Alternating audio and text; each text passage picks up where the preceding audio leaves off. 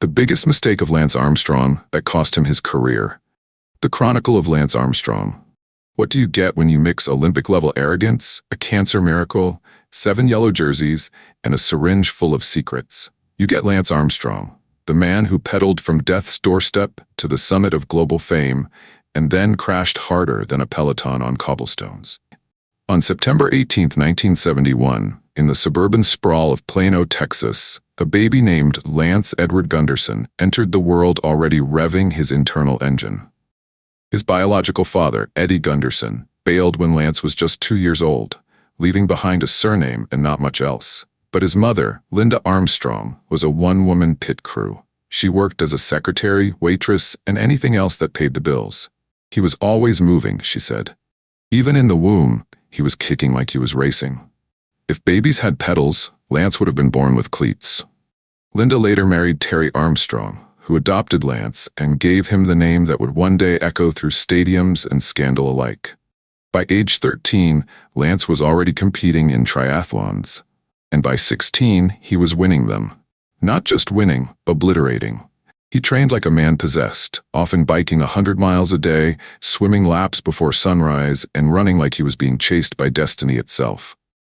Coaches called him a freak of nature. His VO2 max, a measure of oxygen efficiency, was off the charts. His attitude, even higher. He wasn't just fast, he was ferocious. He didn't want to beat you, he wanted to break you. In 1991, Lance won the U.S. Amateur National Championship, earning a coveted spot on the U.S. national team. He was now on the radar of international cycling, and he didn't blink. That same year, he competed in the Tour du Pont, finishing second against seasoned pros. His performance was so electric, Team Motorola signed him in 1992, launching his professional career. In 1993, just 1 year into his pro career, Lance won the World Road Race Championship in Oslo, Norway. At 21, he became the youngest American to ever do so. The cycling world gasped.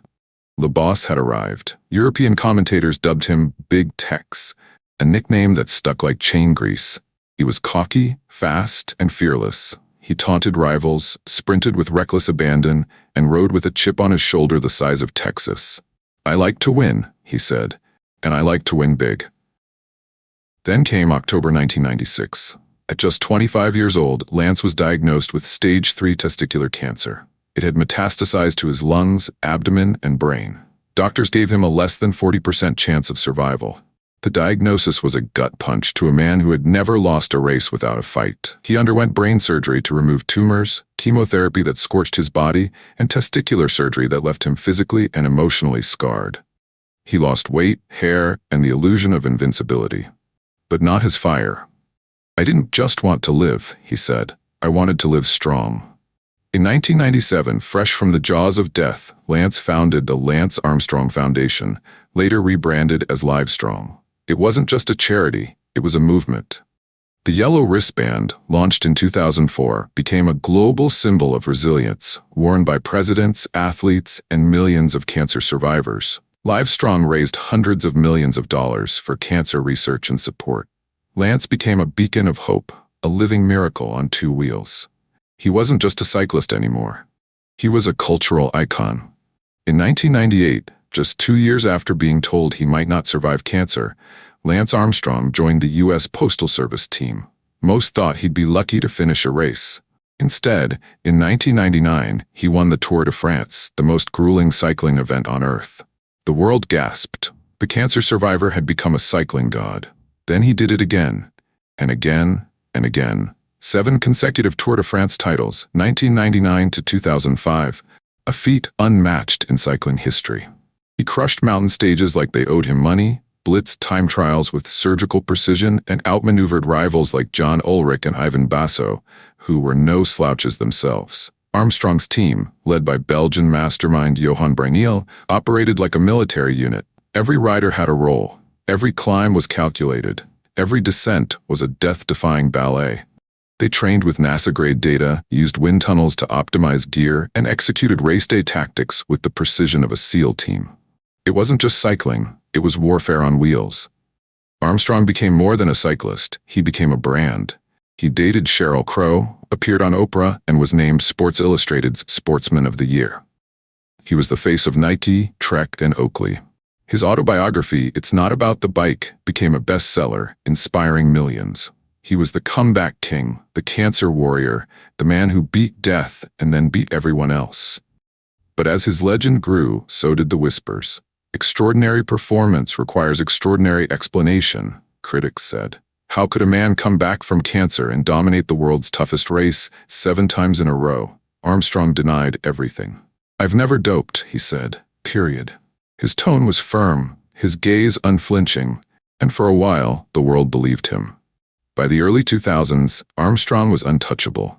But the U.S. anti-doping agency, USDA, wasn't buying the fairy tale. They launched a full-scale investigation, not just looking for a needle, but unraveling a web. In 2012, USAID dropped a 1,000-page report that read like a mafia indictment. It included testimony from 11 former teammates, including Tyler Hamilton, George Hincapie, and Floyd Landis. They described a sophisticated and professionalized doping program led by Armstrong himself. He wasn't just a participant, he was the CEO of cheating.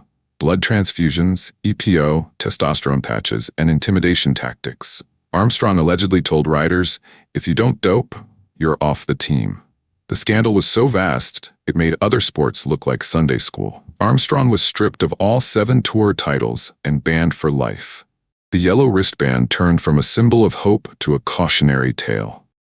On January 14, 2013, Lance Armstrong sat across from Oprah Winfrey in what felt less like an interview and more like a televised exorcism. The man who had stared down cancer and conquered the Tour de France 7 times was now facing his most formidable opponent, the truth. Oprah didn't waste time. Did you ever take banned substances to enhance your cycling performance? She asked. Lance blinked, paused, then said the word that detonated a decade of denial. Yes. He confessed to using EPO, blood transfusions, cortisone, and testosterone. I looked up the definition of cheat, he said. And it's to gain advantage unfairly. So yes, I cheated. Oprah, unflinching, asked if he felt remorse. I'm paying the price, he said. But I didn't feel it then. The interview was raw, awkward, and historic.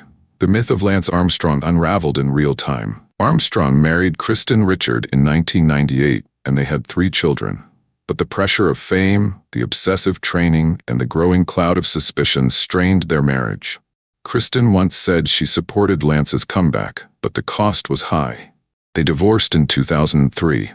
It wasn't the doping that broke us, she later reflected, but the world that came with it. Lance later found stability with Anna Hansen, with whom he had 2 more children. They married in 2022, long after the dust had settled. Armstrong's business empire collapsed like a punctured tire on cobblestones. Sponsors like Nike, Trek, and Oakley, once proud to be in his corner, dropped him within days of the confession.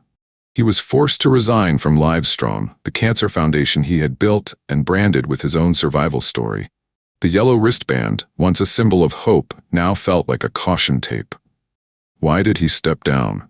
Because Livestrong's mission, supporting cancer survivors, was being overshadowed by the scandal.